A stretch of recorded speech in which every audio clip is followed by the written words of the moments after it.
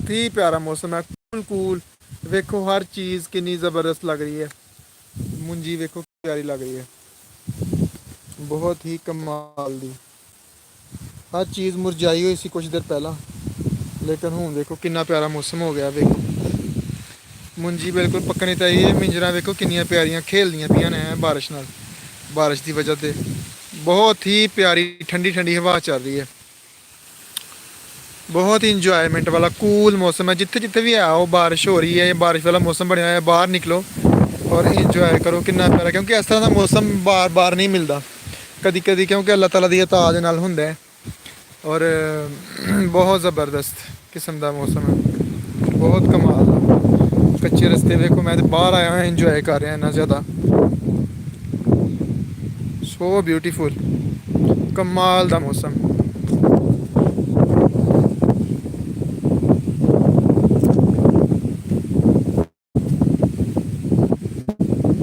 देखो दरख्त किवें झूमदे पे ने हवा दे विच।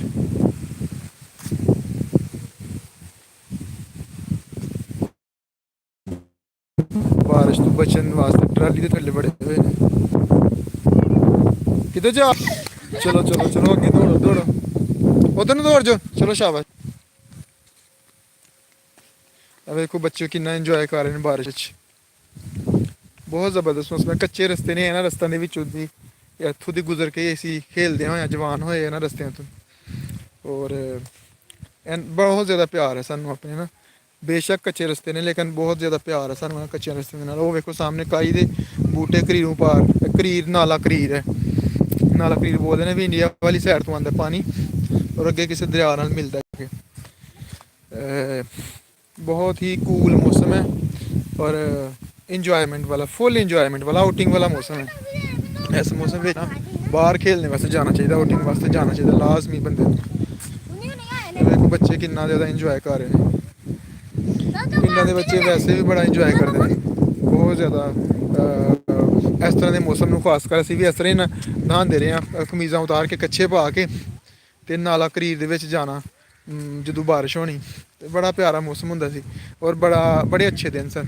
खैर वो भी बचपन अच्छा सी, लेकिन हुण वाला बचपन जिहड़ा उहदे च ते साडे बचपन च बड़ा डिफरेंस है।